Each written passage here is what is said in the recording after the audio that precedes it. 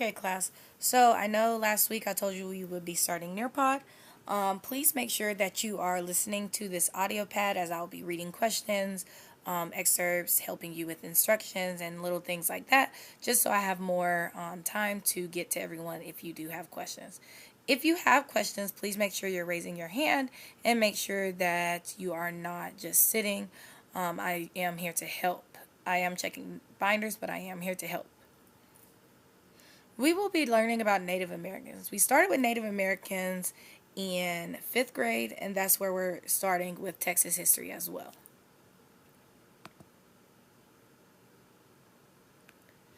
Do now. Do not use your notebooks yet. We are not using this for your do now. You're going to take about 3 minutes to look at the next two slides. So when you press over, that's what you're going to be working on. As you look at the next two slides, pay attention to the geography or land, like this picture right here. You'll have a question after that asks you to identify which Texas region you think they go with. In other words, you're going to have pictures come up on the screen when you click next, two of them. Your job is to figure out, based on the land that you see, what Texas region is present. Click down and drag to look around your area. Look at the land to figure out what region this is. The next one, same deal. Press down on your keypad and drag around to look and see what's around this region. You have an open-ended question. Look at the word bank below. Mountains and basins, Great Plains, Central Plains, Coastal Plains. Which two regions do you think were shown in the virtual pictures and why? Based on these right here, you're going to answer this open-ended question. Which two regions do you think were shown in the virtual pictures and why? Use this word bank.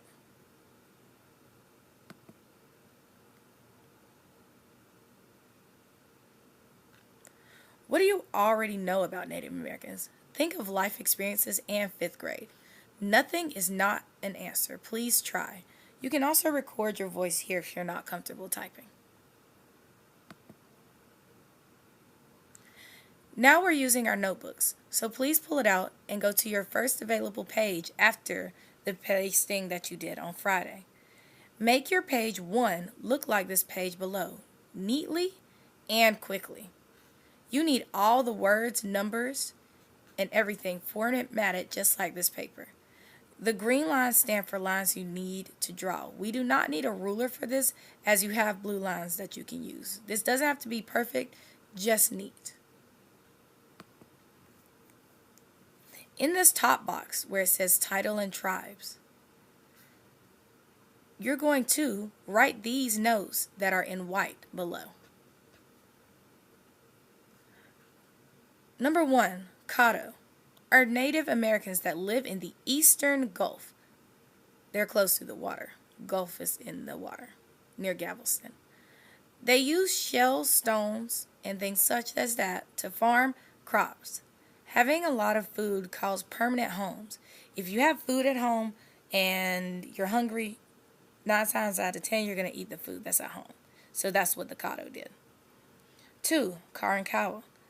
These natives lived near the sea. They migrated with their families and were considered nomads.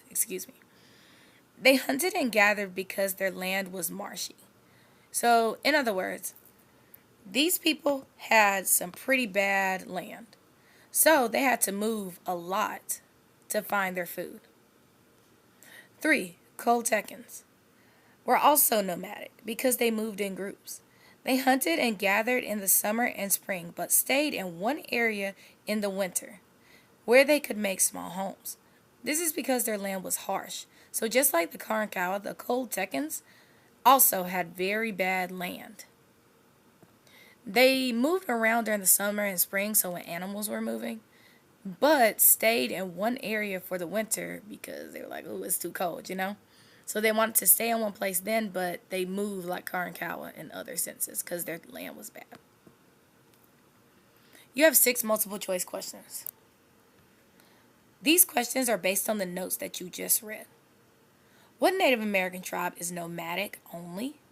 A. Caddo, B. Karankawa, C. Cherokee, D. Coltecans. These 2 groups lived in land that was not good for farming. A. Coltecans, B. Caddo, C. Karankawa, D. Wakima. 3. This group had permanent settlements due to farms. A. Karankawa, B. Caddo, C. Coltecans. Question 4. What natural resource aided farming? A. Sticks, B. Buffalo and bones, C. Shells and stones, D. Baskets. Aided means helped farming. 5. According to the 2 sentences below, what is the best answer for the definition of surplus? So you're looking for what surplus means in these sentences. The Caddo lived in permanent settlements. They did not move or migrate because they had a surplus of crops to eat. Does surplus mean A. a little, B. a bit, C. a lot, D. just enough? What object helped Native Americans with keeping a surplus of food? A. Rivers, B. bow and arrows, C. baskets, D. shelters. Make sure you're pressing submit with your answers. Now, you're going to draw what you see here. You do not have to label all of these names. That's a little too much.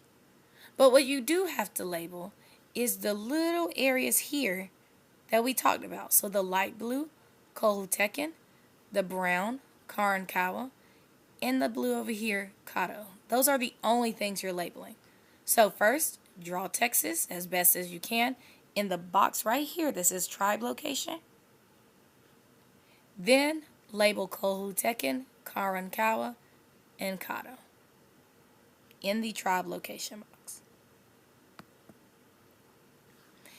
In your map that you drew in the bottom box, so this one right here that you just drew, please label the 4 native regions.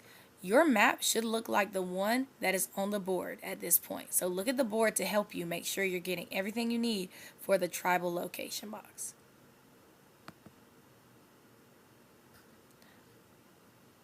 Lastly, look at this picture. Based on what we learned about Texas geography, which means land, and economy, which means money, what would these 3 tribes have? So, the 3 tribes we talked about are along this area right here. You should know by now what region this is. You need to make sure that you are telling what the geography in this area would look like, the economy or money, how did they make it, and then see what the culture might be like in this area. You're answering that in these boxes right here, or this box rather. You're putting 1, geography here, 2, economy here, and 3, culture answer here. Thank you for sitting through my instructions.